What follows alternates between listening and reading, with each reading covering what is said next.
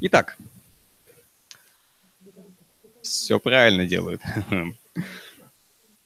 Итак, добрый день, меня зовут Борис Дианов, и я сегодня начну встречу со стихотворения, которое, может быть, вы уже слышали когда-то в детстве, но которое сейчас актуально для вас, наверное, как никогда. У меня растут года, будет мне 17, кем работать мне тогда, чем мне заниматься? Кто автор? Почти. Маяковский. Владимир Маяковский. Итак, сегодня мы продолжаем очередную встречу профориентационного проекта «Навстречу будущему». Целью этого проекта является знакомство студентов и старшеклассников с представителями тех профессий, которые они выбрали или, может быть, выберут в качестве своего будущего. И сегодня наш гость – это Денис Владимирович Железов. Врач-педиатр со стажем работы на участке более 15 лет, лауреат премии «Лучший врач года Республики Коми» в категории «Педиатрия» в 2016 году. Все верно, да? Кроме того, так, как я сказал, мы ведем прямую трансляцию, и нас смотрит, имеет возможность посмотреть Республика Коми вся. И, кстати, еще и Россия, может быть. Итак, давайте пригласим нашего гостя к нам сюда, на сцену.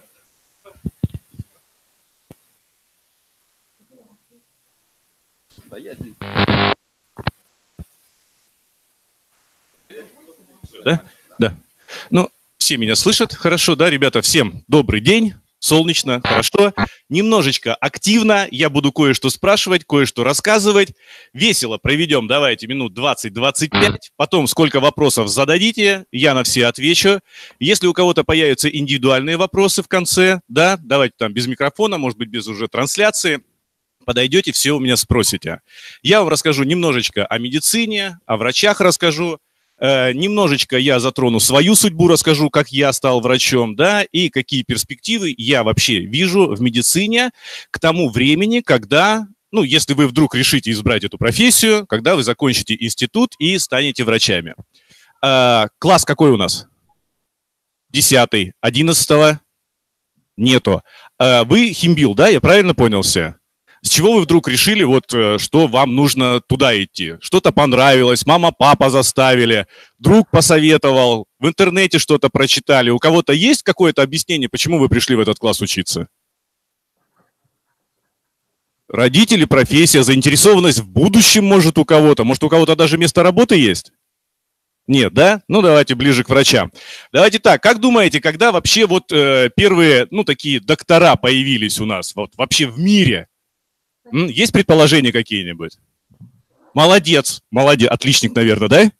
Нет? Но не обязательно быть отличником, но врачом уже можешь стать неплохим. Да, совершенно верно. Эти первые шаманы, да, которые и погоду спасали, хорошую делали, и человеку плохо становилось. В общем, они пытались как-то помочь. Все, что связано со здоровьем человека, всегда должен был быть человек, который в этом разбирался, помогал, облегчал, ну, в общем, вот как-то стремился, да, разобраться в здоровье и что же с ним делать. Давайте по истории дальше посмотрим. Потом у нас после шаманов как-то, да, появляются лекари. При каждом короле, при каждом князе, да? Историю учили? Историю? Нет? Не учили? Ну, в общем, были, да, всегда такие люди. Вот, и вот посмотрите, ребят, на самом деле, я сейчас подведу вас к итогу, как менялась медицина. Вот врач всегда считался долгое время, это тот, кто раздавал таблетки и какие-то эликсиры, травки смешивал, да, а хирурги, кто у нас были? Кесари они были, да, то есть их немножечко так принижали достоинства. Давайте сейчас посмотрим на современную медицину. Кто? Последнее, какое-нибудь кино, сериал, ну, про медицину вспомнят. Ну, давайте, Доктор Хаус, смотрели, нет? Не смотрел, хорошо, кто смотрел Доктора Хауса?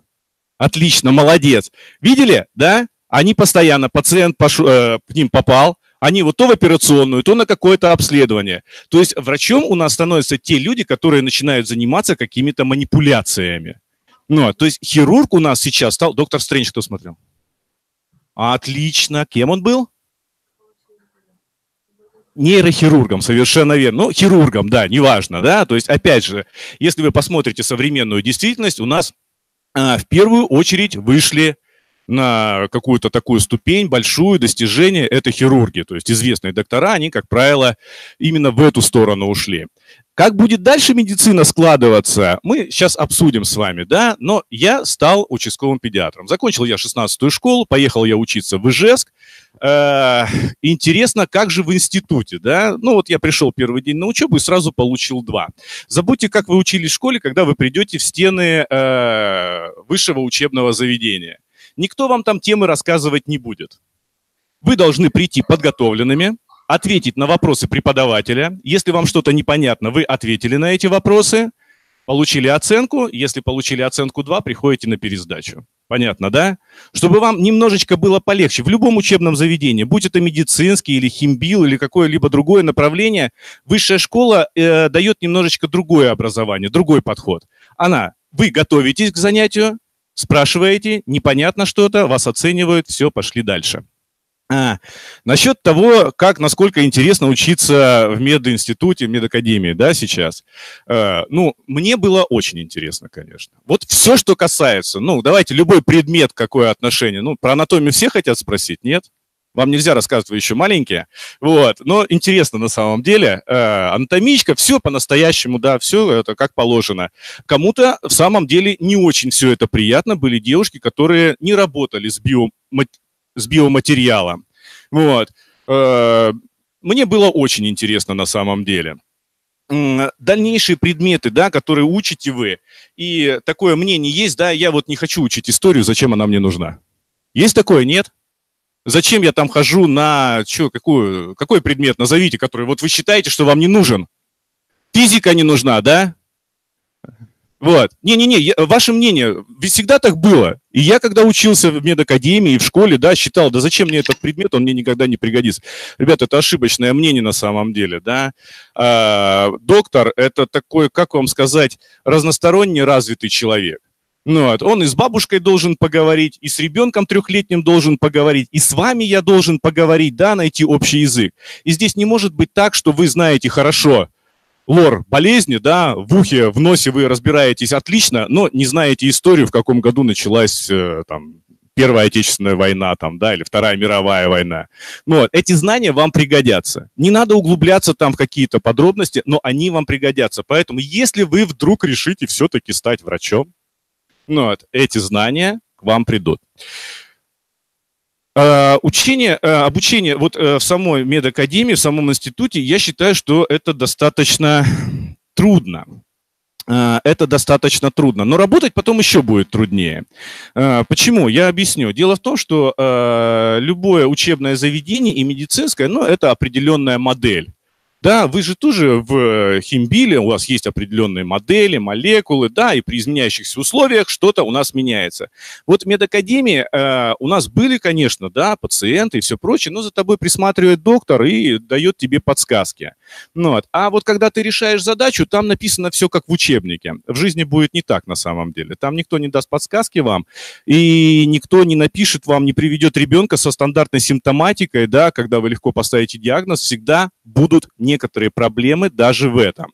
Вот, поэтому вот само погружение вам должно быть интересно в изучении. У вас теории должно быть столько, любой, какой бы вот вам показалось, что она абсолютно не нужна и будет какой-то ерундовой, она вам в какой-то момент дальнейшей вашей работы, практики, ну, я вас всех уже во врачи записал, вы поняли, да? Вот. Оно вам в какой-то момент практики все равно пригодится. Как же случилось у меня? То есть я вышел с таким огромным, достаточно огромным, да, багажом знаний. Вот. И приступил к практической деятельности. Практическая деятельность заключалась в том, что я в интернатуре под присмотром доктора ходил по разным больницам, да, вел пациентов, все по-настоящему, но за мной подписывались. Сейчас этот момент упразднен. Сейчас вы, выйдя с медакадемии, получите диплом и пойдете работать вот врачом, как я сейчас, обычным, с полной вашей ответственностью. Ответственность доктора, она очень большая, да. Вы должны понимать, что если вы становитесь врачом, то если это контактная медицина, так ее назовем, я сейчас поясню, да, какие направления есть в медицине и куда можно пойти. Ну, вот, если вы все-таки работаете с живым человеком, с пациентом, ну, вот, вы должны понимать, какой груз ответственности вы на себя берете. Это все, как вам сказать, с одной стороны сложно, и надо осознавать это, с другой стороны, все стандарты прописаны. Вот доктор Комаровский, знаете, кто такой? Слышали, да? Я натолкнулся, у него хороший такой видеоряд был. Вот, он сказал, почему у нас одни доктора одно говорят, другие доктора другое говорят. Он объясняет это следующим. Понимаете? Надо поставить диагноз, а что, отталкиваясь от диагноза, сделать, уже все давно прописано. Если ты знаешь, ты будешь делать по плану все. Если ты не знаешь, ты будешь фантазировать. Отсюда и возникают у нас некоторые вопросы, да? Вот, поэтому, с одной стороны, тяжело, понимая ответственность, ошибки. Вот. С другой стороны, у вас все вам будет, только знайте, пожалуйста, учите, да, и пользуйтесь этим. Так вот, багаж знаний получен, из медакадемии вышел, в интернатуру пошел, и волею судьбы я попадаю в Троицко-Печорск. Троицко-Печорск знаете где? Знаете, да? Население небольшое, это 2003 год. Вы какого года рождения у меня? Ну вот, вот, да, то есть когда вы тут рождались, все Сыктывкаре рожденные? Ну, ты второго, вот девочки 2003-го сознались. Ну, я не знаю, я не спорю, ну, примерно, хорошо, ладно, еще там год вам, да, кто-то рождается. Вот, я еду в Троицко-Печорск. Так, чтобы вы были понимали, да, времена такие нелегкие, вот, и особо контролировать, да, нет. Возможности лаборатории ограничены, возможности УЗИ, рентгена, каких-то таких вещей, которые помогают диагностике, их практически нету. И на 1,5 месяца, вот, я попадаю в такую хорошую медицинскую романтику. Булгакова кто читал? Записки земского врача. Ну, если упустить там некоторые его эксперименты с препаратами, да, которые он себе внутривенно вводил, вот, то он описывает вот ту вот картину столетней давности, которая не то что отражается прямо сейчас, но жизнь доктора показывает, если вам интересно, вот из художественной литературы, я вам прям советую, почитайте, пожалуйста. Он описывает не как лечить, да, а вот саму суть доктора, отношение к своей профессии, образ жизни врача. То есть ты вливаешься настолько, что твоя личная жизнь стирается настолько, да, что ты полностью попадаешь в эту среду, и уже нету вот Дениса Владимировича. Есть врач Денис Владимирович, да, и на улице с тобой здороваются как с врачом, и в больнице на тебя смотрят как врачом, ну, и ты уже начинаешь жить, ну, совсем другой жизнью, нежели это было студенческие или школьные годы. Вот здесь вот было на самом деле очень такое мощное и хорошее испытание для меня, да, которое, я думаю, что я с честью для себя, со многими выводами, с ошибками, с работой над ошибками, да, я вынес и принял решение, что я не стану психиатром, как я хотел, заканчивая медакадемию, а что я пойду работать в обычную муниципальную поликлинику. До этого месяц я уже работал, у меня уже были хорошие наставники, да, которые мне говорили, объясняли, как мои знания, которые я вынес с медакадемии, применить на практике. Вот. Ну и так случается, что я иду работать в обычную муниципальную поликлинику, РГС-мед, кто знает, молодец. Я там был вторым педиатром, да, там Ирина Олеговна, вообще мощный врач, да, такой. Что? Да, вот тоже, да, такой из вот моих учителей, если говорить, ну, очень огромный багаж знаний, очень мощная ответственность, вот эта вот энергетика, которая, да, от нее идет, вот, ну, с ней было здорово работать, вот, но потом в силу некоторых взрослых обстоятельств я ухожу обратно работать в муниципальную поликлинику, и 7 лет во второй детской поликлинике работаю хорошо, ну, вот тут вот, да, регалии мои озвучены. Все очень здорово. Почему я ушел, да, и чем я сейчас занимаюсь, я вам расскажу, но немножечко вернемся к общей медицине. То есть, если вы себе представляете врача, это вот доктор в белом халате в кабинете, да, и пациент, или там на операционном столе, и там, да, хирург одетый. Нет, медицина очень разнообразная. Вот. У нас есть там и медицина катастроф. Парни, если хотите там на вертолете лететь куда-нибудь с Альдины спасать кого-то, да, есть у нас такая. Спортивная медицина у нас есть, да, то, что касается олимпийских чемпионов, все прочее, никак нам без медицины не обойтись. Вот. Телемедицина, которая сейчас получила огромное развитие, большое развитие. Я не буду сейчас рассказывать вам про иностранную медицину, да, по израильскому, американскому, мы про российскую поговорим.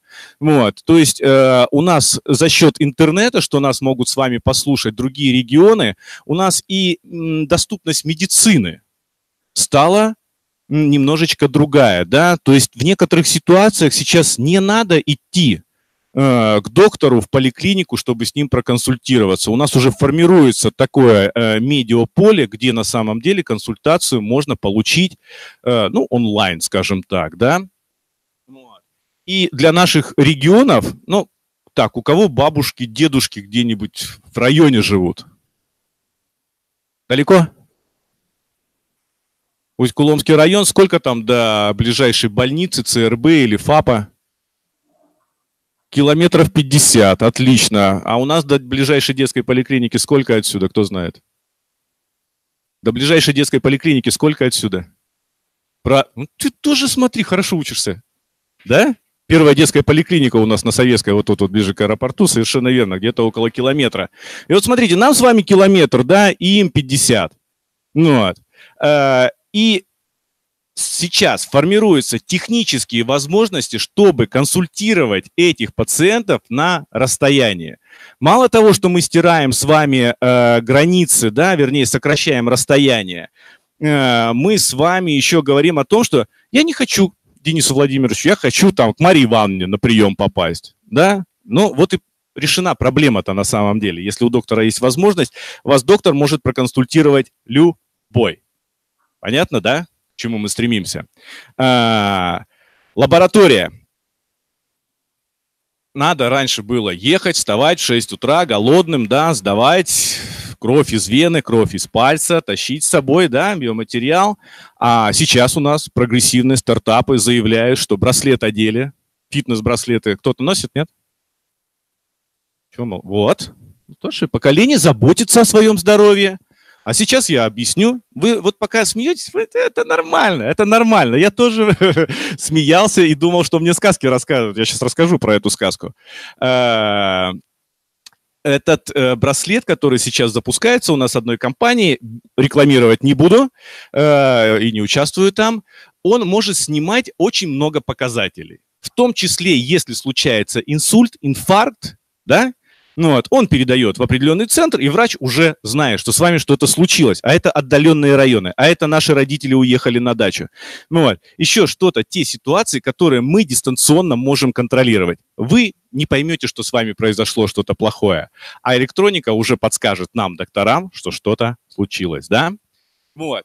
Так вот, смотрите, медицина в эту сторону уйдет. Потом, если вы не хотите работать с пациентом, у нас есть лаборатория. Кого-то вот привлекает, нет лаборатории, а кого-то наука вообще в медицине привлекает, чтобы не работа с пациентом, а вот прям научную работу, там, таблетку от рака там кто-то хочет, нет, изобрести. Чего? У вас грандиозные амбиции, это очень хорошо, это очень хорошо. Вот. И, значит, давайте вот так вот, да, мы с вами в какой-то степени подытожим. То есть, чтобы стать доктором, ну, понятное дело, во-первых, ну, нужно хотеть стать врачом, понимая, сколько объем знаний должен в вашей голове уложиться, систематизироваться и насколько вы эффективно сможете им пользоваться.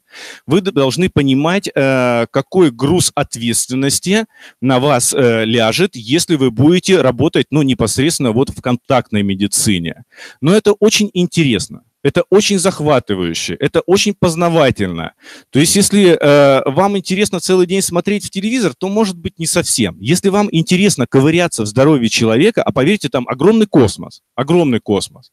Ну, вот. Мне всегда нравилось, как начинается «Доктор Хаус», там, сериал, да, то есть, когда клеточка летит, там, лейкоцит, подлетает, там, бактерии съедает. Я понимаю, что для простого зрителя вы смотрите в космос, а вот я своим врачебным взглядом, да, смотрю на совершенно другое, ну, другими глазами на все это. Но это очень сказочно, это очень интересно, это очень познавательно. Если кто-то из вас решит стать врачом, ну, отлично, замечательно.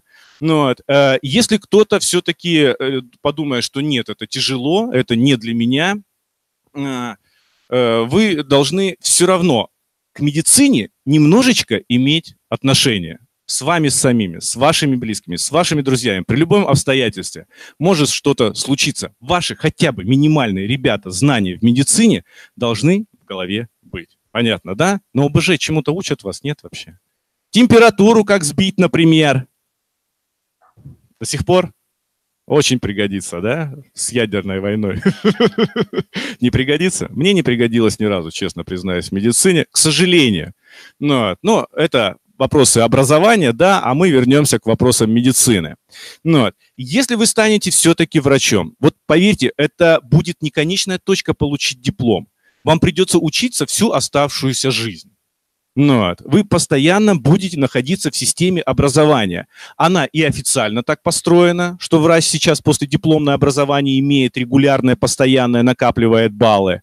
Ну и для вас самих. Если вы хотите остановиться, и чтобы юные дарования вас обогнали и знали больше, да, вы можете встать. Если вы хотите прогрессировать все-таки и оставаться в каком-то тренде медицины, вам придется учиться всю жизнь. Теперь к вопросу более прозаичному, экономическому. Кого-то интересует, как живут доктора? Ну, давайте. Фильмы не смотрели, да? Доктор Хаус на чем ездил? С утра до вечера. Видишь, я сейчас еще занимаюсь собственным проектом, да, открытие своей амбулатории, поэтому я работаю вот столько, сколько влезет. В 7 часов я встаю, домой я могу вернуться в 8. Завтра у меня вебинар, я приеду часов в 11-12. Вот. Ну, это такая, да, потому что некоторая общественная работа еще. Если говорить о поликлинике, о обычной, то рабочий день, как правило, начинался у меня с 8 часов. Ну, так складывалось, да, из семейных обстоятельств. А закончить я мог в 6, мог в 8. Ну, то есть вот. Слушай, последнее время реже я стал ездить, а вот еще до того, как доллар стоил, например, 36 рублей, я мог себе 2-3 раза в год позволить съездить. Квартира у меня в ипотеке, машина у меня в кредите. Я не знаю. У меня проект коммерческий, я, честно признаюсь, не очень надеюсь на государственную пенсию. Я хочу себя и свою семью обеспечить самостоятельно. Вот. Если вы рассуждаете понятие муниципальной поликлиники, ну, это хорошо. Я вот чего хочу сказать. Сейчас вы, ребята, вопросы зададите еще немножечко. Вернемся к тому, что я хотел по поводу экономической составляющей сказать. Сейчас экономисты, юристы как у нас? Все хотят стать, нет? Я когда школу в 96-м году заканчивал, все хотели стать экономистами и юристами. Сейчас нет. Ну, потому что их, видимо, не так стало нужно, да, или очень много их стало. Я не помню те времена, когда не нужен был врач. Вот в любую поликлинику приди, я без проблем устроился в первую детскую поликлинику, без проблем я пришел в РГС работать, да, меня с удовольствием взяли во вторую детскую поликлинику. То есть востребованность, то есть работа у вас будет всегда, я вам обещаю. Ее будет даже вот больше, чем вы хотите, и даже больше, чем вы можете. Вот. По поводу денежного вопроса, да, ну, смотрите, мы все-таки, вы уже, да, более современные становитесь, мы еще привыкли к муниципальной медицине, мы привыкли с вами к бюджетной медицине, но закон Российской Федерации не запрещает, да, уходить в коммерцию, та же РГС-поликлиника, вот, тот же коммерческий проект, который я создаю, это будет приходить на самом деле. И в зависимости от того, насколько вы хороший доктор, да, настолько и будет зависеть прямо пропорционально ваша зарплата. Вот. Но кто еще что-то хотел спросить? Нет, в космос я не летал. Сколько там... Ну, я ее открываю, да? Да. Конечно, это погружение в нормативные акты, в некоторые вещи, да, другого характера. То есть, когда я занимался непосредственно практической медициной, это было одно. Когда ты создаешь, это несколько другое. Но это же все людьми сделано. Вы вот поймите, да, что на самом деле все, что сделано, компьютер, экран за мной, здание построенное, это все очень сложно, но это сделали люди. И вы тоже это сможете, если вы говорите о коммерческой поликлинике. Ну, ради бога. Сколько стоит, не скажу, коммерческая тайна. Я вам по франшизе потом продам свою.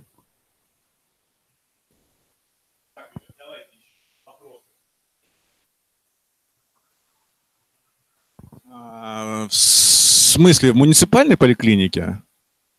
В любой, да, конечно. День медработника, Новый год. Вот.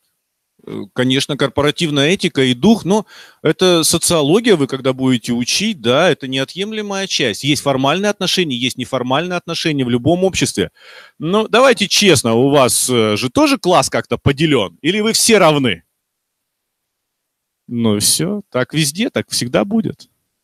Только единственное, что если вы хотите работать, да, и достигать общей цели, вы же сейчас, посмотрите, вы же все конкуренты друг другу.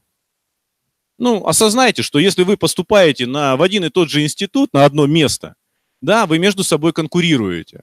А когда мы работаем в поликлинике, мы должны становиться командой. Отношения несколько другие уже становятся. Понятно, да? Вот. Так, еще про корпоративы что-то хотели спросить? Нет? Про общественные мероприятия, про общественную жизнь. Ну, ребят, давайте про врача скажите там. Самый сложный случай какой-нибудь. Самый сложный случай? Блин, там терминологии много, да, и в основном это взрослых касалось. Так вот, да, к антибиотикам. Кто знает, что про антибиотики? Нет, не могут, он не может, но он не может все. Ты хочешь сказать, что если меня посыпать, я все, да. Если я с килограмм антибиотиков съем, я тоже, что ли, это? Нет. Нет. Это на самом деле заблуждение такого характера, да. А я расскажу такую историю. В том же Троицко-Печерске приехал я смотреть девушку как раз вашего возраста с ангиной. Хорошей прям, даже сомнений нету, да. Ангина – это 100% назначение антибиотика. Ну, вот. Я назначил, спокойненько уехал, дежурю через 3 дня по центральной районной больнице, ее привозит скорая на носилках. Ну, вот. Я открываю рот, смотрю, а там, ну, живого места нет, там уже такие налеты хорошие, да, ей настолько плохо. Почему? Потому что бабушка сказала, что антибиотики, все, повторяй слово, убивают, и сказала делать что? Вы не знаете такой методики, она была давно, полоскать керосином. Да, полоскались. Интоксикация от самой, да, болезни, интоксикация от керосина, потому что впитывается все через слизистые, отлично, замечательно. Ну, вот. Девушку, само собой, на капельницу, да, антибиотики, все, она через сутки уже была хороша. Медицина такая. Мне не нравится в медицине понятие «одно лечим, другое калечим». Да? Здесь больше подойдет, и вообще, кто вот врачами станет, вы запомните для себя, что медицина в некоторых случаях это из 2 зол надо выбрать меньшее. Я не спорю, медикаментозная нагрузка есть на любой лекарственный препарат, если это лекарственный препарат, а не физраствор, там, да, не для промывания морская вода. Ну, вот, если вы открываете аннотацию, а там куча побочных эффектов, это лекарство, ребята.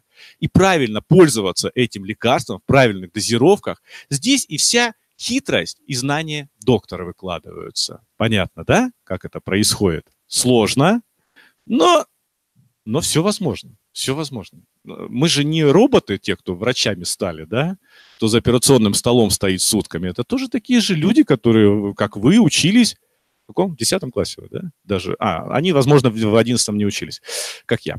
Вот. Так, еще вопросы? Слушай, замечательно на самом деле. Ну, вот это вот студенческая, да, вся романтика и все прочее. Вот, с супругой я познакомился в общежитии медицинском. Вот, потом так случилось, что мы жили на своей квартире, и уже закончив институт, первая дочь у меня появляется, чуть постарше вас, на годик. Вот, потом уже, когда я там работать начал, да, так уверенно, второй дочери 11 лет. Так что с личной жизнью все в порядке. Но видишь, в чем дело, да, мне очень повезло, то есть, во-первых, у меня супруга врач, и она понимает, чем я занимаюсь, да, и насколько много времени и души, да, ну, всего приходится отдавать своей профессии.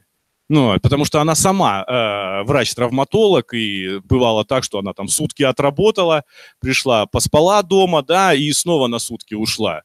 Ну, то есть, ну, это взаимопонимание, это, как вам сказать, врач – это некоторый особенный человек, другой немножечко. Я думаю, что когда со мной идут, и тут мамочки все здороваются, да, очень тяжело бы женщине обычной было переносить все это. Вот, но это вопросы такие. Вот с личной жизнью у меня все отлично. 1 брак, 2 детей, все хорошо. Слушай, да, часто… Как зовут? Матвей, ничего, что на «ты»? Ага. Нет, если хочешь, я вернусь на «вы». Вот. Почему педиатрам? Да, Матвей, часто задают этот вопрос. Ты знаешь, опять же, наверное, вот трудности сам себе создаешь, а потом мужественно их преодолеваешь. Вы же вот можете пожаловаться, да, что с вами происходит, что болит, ну, что было там позавчера. С вами вообще можно обсудить много вещей, нежели даже с вашими родителями, вот уже в таком возрасте. А вот представляешь, месячный ребенок. Вот ты вот его вот взял, вот, ну, что там родитель скажет, да, ну, кричит, ну, плачет, ну, температура поднималась, все, максимум, да, что смог сказать родитель. И вот работа головы на самом деле, вот этот процесс мне очень нравился, да, именно работать вот с маленькими детьми. С вами вы уже как взрослые. Ну, я еще когда начинал работать, у нас педиатрия считалась до 15 лет, сейчас до 18 лет. Но так вот, по-большому, я считаю, что ребенок, ну, в 14-15 лет это уже взрослый человек. Вот. Ну, решили нам отдать. Ничего страшного. Только наоборот, еще больше опыта. Вот. Поэтому вот, наверное, еще раз, да, вот это вот пословица, что создаем себе трудности и мужественно их потом преодолеваем, вот это каким-то было фактором, почему мне нравилось работать именно с маленькими детьми. Потому что с ними, ну, мне казалось труднее и, с другой стороны, интереснее. Ответил? Хорошо. Пожалуйста. Девочки, негативное, да, слушайте, хотел упустить эту тему, но не буду. Вот смотрите, как мы мило с вами общаемся. Вы мне нравитесь, возможно, что даже я вам нравлюсь. Вот. А бывает так, что родитель пришел уже к тебе с диагнозом. Вот он пришел, да, он думает, что с его ребенком то-то, то-то, а ты ему говоришь: нет, я так не считаю. И вот этот вот момент, если переубедить получится, это здорово. А если нет, это конфликт. Да. Эмоции иногда берут вверх, да, в таких вот ситуациях, которые нам с вами могут показаться банальными и логичными. Но мы каждые люди со своим сознанием, со своим пониманием, в том числе и в медицине, да, вот, и хочется человеку, да, доказать это, а в итоге получается, ну, некоторый конфликт. Поэтому то, что касается вот этого мощного, да, о чем мы с вами говорили в начале, что доктору надо разбираться во всем, это поможет на самом деле. вот этой коммуникации, социализации. Я в Ижевске, когда учил, коми-язык сейчас вам преподают? Больше нет, да? К вопросу о том, нужно или не нужно коми-язык. Я не отвечу на этот вопрос, я вот что вам расскажу. В Ижевске, Удмуртия, знаете, где автомат? Кто с автоматом Калашникова? Он ушел.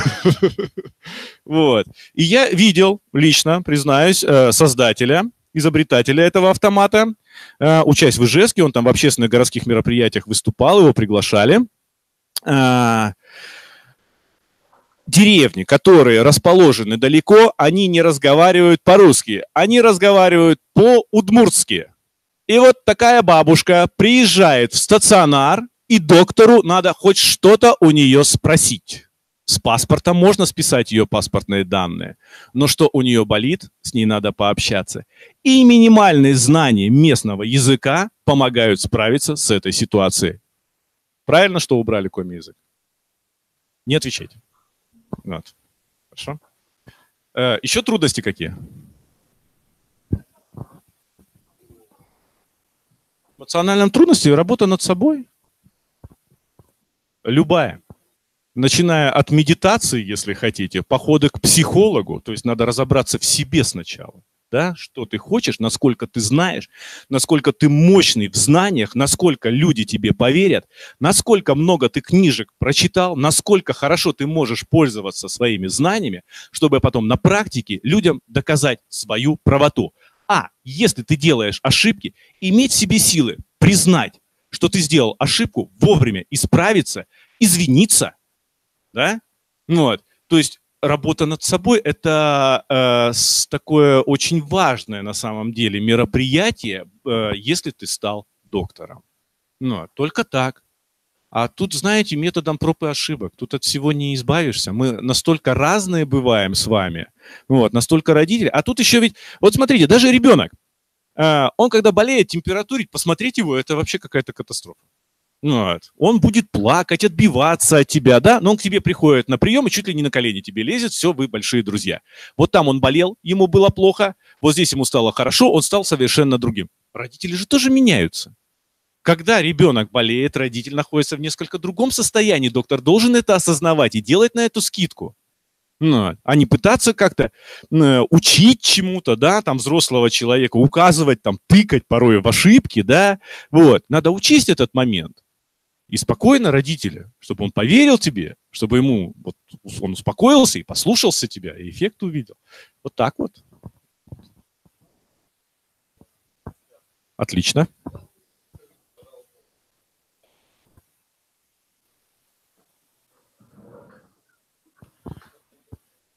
Ну, про качество, да, я уже упоминал выше, повторюсь, да, терпение,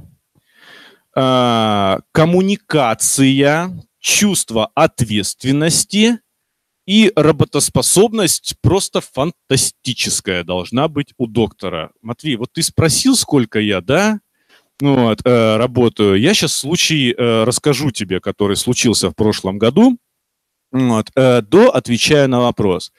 То есть, ну и вот амбиции у нас тут ушел, да, молодой человек, жалко очень, мне он понравился, когда он вот прям амбициями блеснул.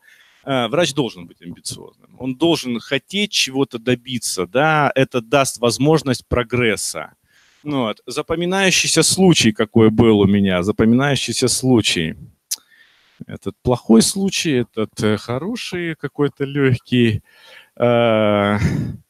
Давайте вот как, в Троицко-Печорске, да, я был на дежурстве, фельдшерская бригада привезла женщину, то есть, ну, там ЦРБ, там я дежурил, да, по всему району, там, кого привезли, того и смотришь.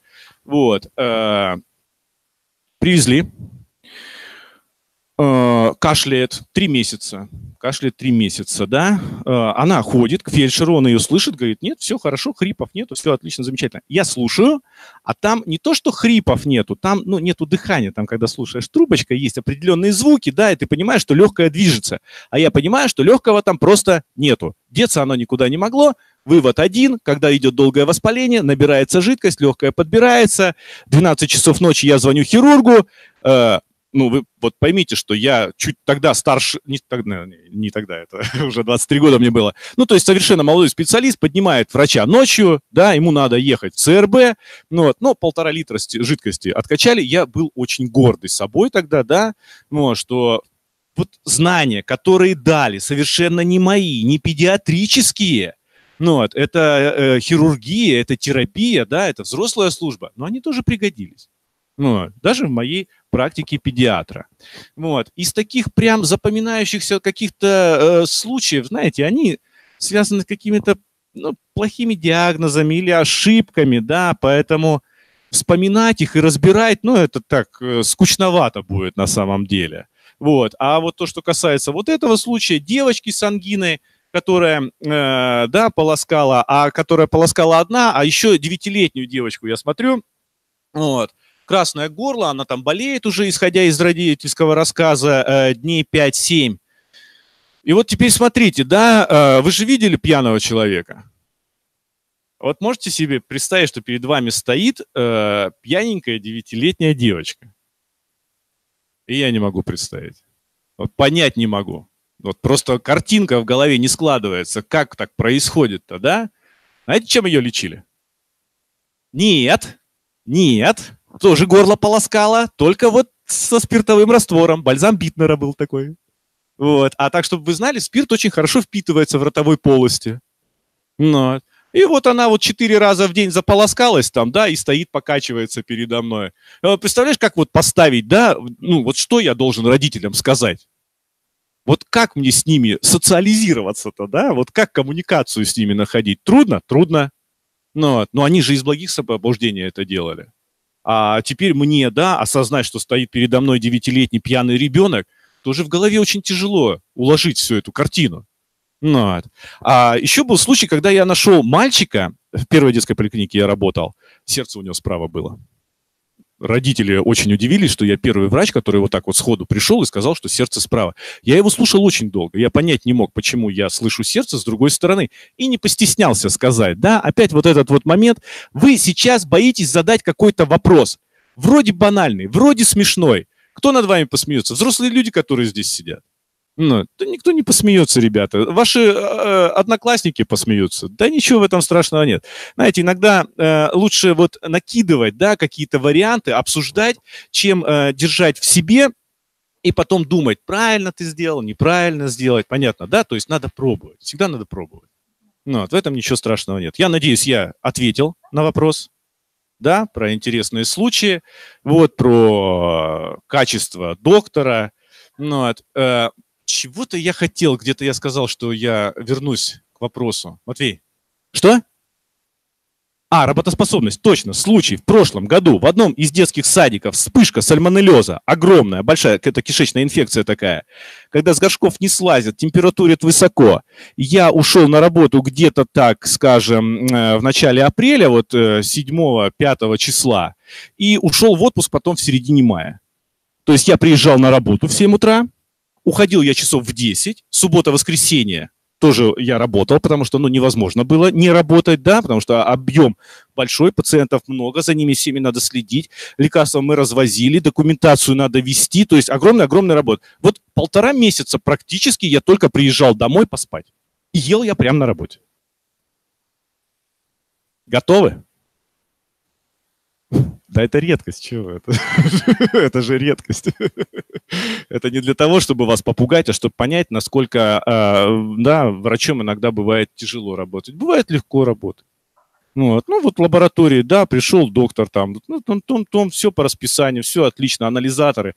А сейчас с теми изобретениями, которые есть, вот, я вас уверяю, что там никто не сидит, микроскоп не смотрит и не считает клеточки крови. Нет? Считают еще? Я считал в институте. А вот сейчас лаборатория, это уже анализатор, туда сложили просто материал, раз, да, и посчитали. А сейчас новое изобретение, когда за 10 минут делается этот анализ.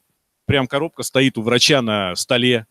Только капельку крови возьми, там в картридж такой специальный запихивается, раз, и тебе тут же выдается через 10 минут результат крови. Это достижения-то большие.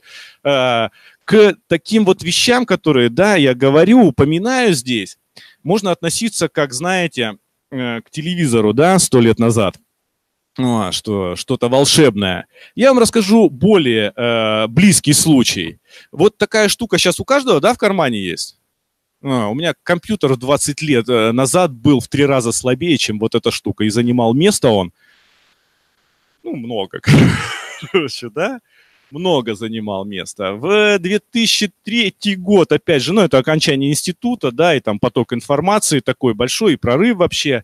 Ну, вот я прочитал статью, в которой говорилось, что кроме там смс-ок, кроме телефонных разговоров, у нас посредством сотовой связи будет введен интернет, у нас, возможно, будет передавать голос, видео, песни и все прочее, да, мне тогда это казалось некоторым космическим вариантом. У нас сотовая связь тогда была 5 секунд бесплатно, и мы быстренько успели наговорить, да? Но если ты попал на более долгий разговор, это было очень дорого. Если ты позвонил в другой регион куда-то, это вообще огромные деньги были.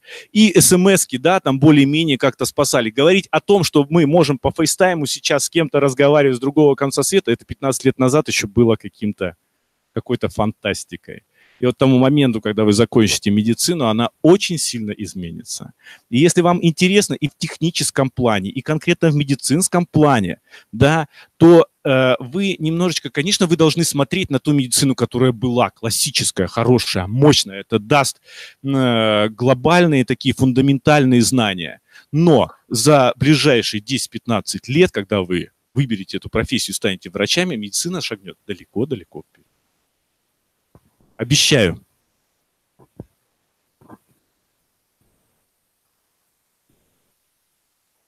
Значит, смотрите, я никогда не напирал на эту тему. Мои родители были не очень за выбора моей профессии, но это 90-е годы.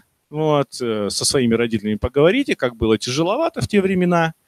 Поэтому они не настаивали и даже были несколько против. Своих дочерей я тоже никогда не провоцировал. Старшая дочь 2 раза ходила на профориентацию, она просто на тестировании не проходит под эти показатели. Ну вот не хватает, и ей, при том, что она выросла прям вот в среде, в студенческой она росла, да, во врачебной среде, как-то ее не зацепило за это. Она выбрала другое направление. Вот. Младшая пока там ветеринария, чего-то там, да, ну, в 11 лет, я думаю, что еще пока рановато немножко так рассуждать, но у нее шансов больше стать доктором. Я не вынуждать не буду. Вот. Я только могу показать своим примером, как работает доктор, а дело уже и за моими детьми, и за вами, ребята, лично, да, какой выбор вы сделаете.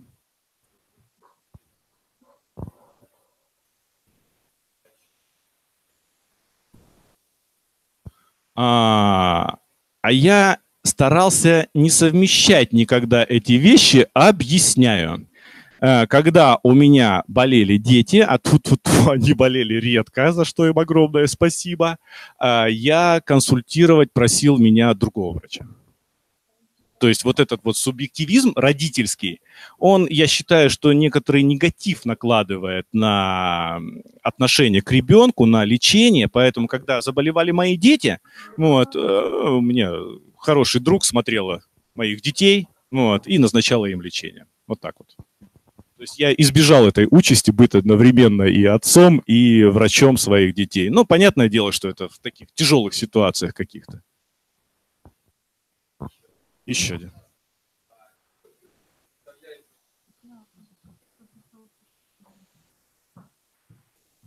Это очень хороший, очень сложный, но в то же время очень интересный вопрос. Значит, смотрите, в чем дело. Медицина долгое время была достаточно такой какой-то замкнутой, консервативной, да, у нас. Вот. И только в последние, наверное, вот 3-5 лет получился такой разворот в сторону, такое хорошее слово, которое вы можете услышать из уст наших руководителей, это пациент-ориентированность. Вот. То есть максимально медицина разворачивается к пациентам и создает условия для более комфортного комфортного, скажем так, медицинского обслуживания. А это немаловажно. Зачастую ведь врачу нужно объяснить, дать понять родителю, да, я к педиатрии буду склоняться, как все-таки в силу своей профессии, вот, что происходит с его ребенком, какие результаты. А зачастую нехватка времени или еще какие-то обстоятельства, да, не позволили это сделать. И родитель живет в некотором неведении.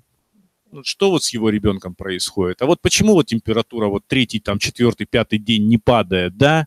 Ну, вот.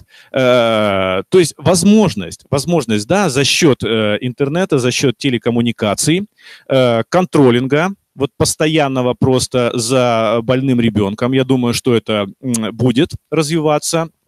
Вот. Я очень надеюсь, что как-то успокоятся у нас темы по поводу антибиотиков, потому что сейчас очень большое направление идет к тому, чтобы снизить их использование, частоту их использования, потому что антибиотики у нас все. Матвей, вот. Молодец. Вот. В плане доступности медицины, да, опять же, мы не можем, вот я думаю, что экономически построить большое количество поликлиник. Даже если это произойдет, мы не сможем набрать такое количество кадров. Вот. Здесь ведь все очень взаимосвязано, да, вот эти вот отдаленные районы, где я вот вернулся с выходных, с деревни, где живет 12 человек, ну какую мы там больницу построим? Ну, кого там врачей, да, мы посадим, который будет сидеть и принимать одного человека в неделю, там, в лучшем случае? Нет, конечно, это сложные экономические вопросы. Вот. А если так вообще о медицине, да, говорить, я думаю, что медицина будет становиться более технологичной, да, то есть вот эти вот браслеты, вот эта взаимосвязь между пациентом и врачом, вот этот контролинг за ребенком, да, амбулаторный, то есть когда нам раньше надо было его контролировать, он должен был быть в стационаре. А сейчас мы одели браслетик, нужные показатели считывает система, в нужный момент дает сигнал, все, мы уже летим, да, к этому ребенку. Вот я думаю, что вот эти вот тренды будут на самом деле в ближайшее время использоваться в медицине. Западные европейские аналоги уже существуют этого, они там уже внедряются активно. Я очень надеюсь, что через 5-7 лет в России это тоже начнет происходить. Тут ведь вопрос, опять же, экономический. Там, где будет вливание денег, там будет развитие. Там, где не будет хватать, да, финансирования всего этого, максимально там, конечно, будут подтягивать, но какого-то прям шедевра там мы не будем ждать. Но я уверен, все будет интересней. Вот я еще говорю раз, что ребята через 10 лет медициной будут заниматься, и по-другому совершенно, как сказать, этот процесс будет протекать. Хорошо? Да, конечно. Да. Я не знаю, что, и дискотеки были там, и походы какие-то были, и выходные были. И я даже мог позволить себе там, заскучал, уехать домой на неделю. Ну, потом просто это надо отработать, и все. Но мы же там все взрослые люди, у всех бывают обстоятельства. Ну, вот, поэтому было свободное время. Нет, не с утра до вечера за учебниками. Было. Только вопрос, 206 костей, за какое время вы успеете выучить? За 2 часа? Хорошо, 2 часа гуляете. Нет, значит, на 3 часа меньше спите. Вот и все.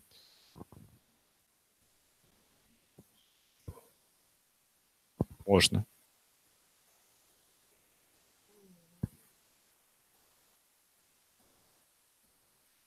Не могу.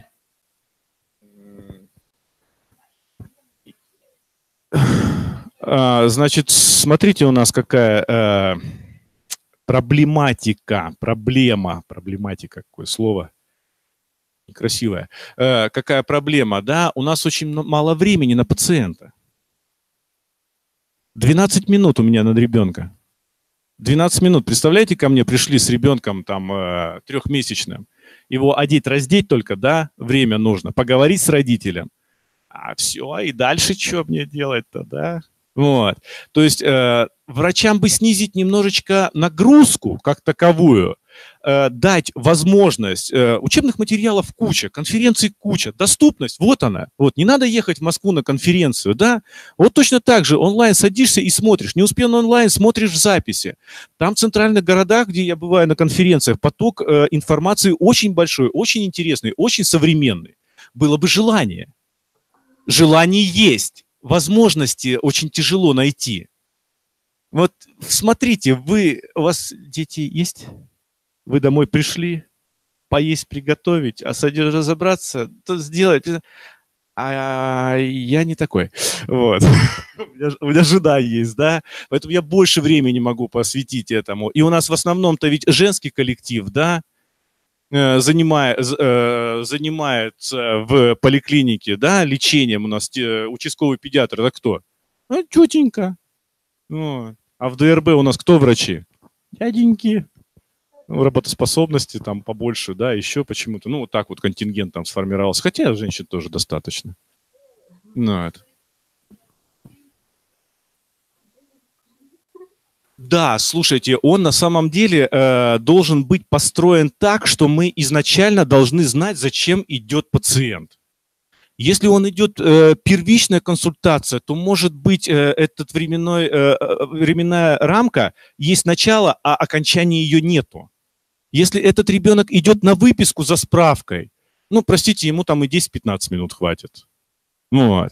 Поэтому здесь ведь, видите, нас уравняли в поликлинике, да, что и первичному пациенту, с которым разбираться, копаться надо, времени 12 минут, и тому, которые просто пришли там за справкой 12 минут. Вот. А я хочу сделать по-другому.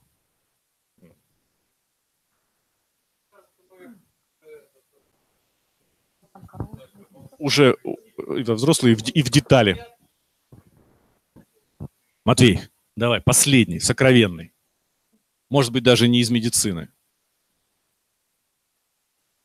Правда? А курс доллара что не спросил, какой будет через месяц? Девочки, я вообще удивлен. Обычно девушки такие активистки в классе. Нет, да, у вас мальчики молодцы. Нет, ничего не хотите врачами быть, да? А, чего? Ну давай, ну хотела же что-то сказать. Нет, нет, нет, все, пытать не буду. Вы? Чего улыбаешься? Давай, спрашивай. Нет? Ну ладно, ребят, хорошо.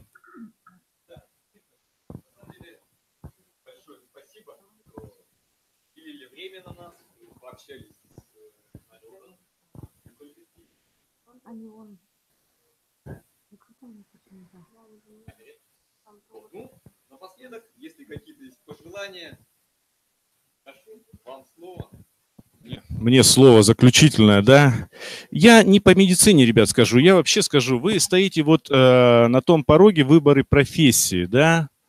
А выбор профессии, мне понравилось высказывание одного очень хорошего человека. Она сказала, что, наверное, профессию это даже тяжелее, чем выбрать себе мужа и жену. Вот. То есть тут ты развелся вроде, да, и все, и по-новому там отношения строишь. А профессию ты ее выбираешь как-то раз и навсегда.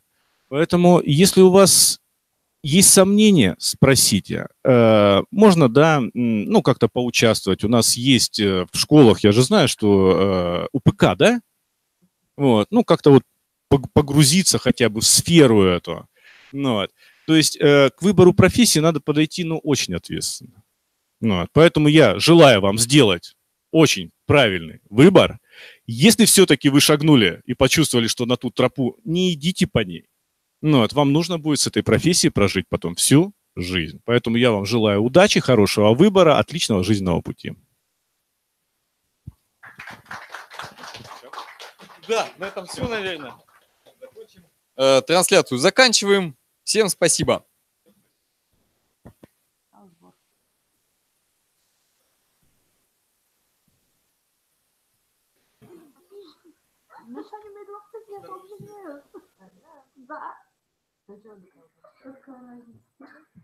Вот, пусть этим занимается военком.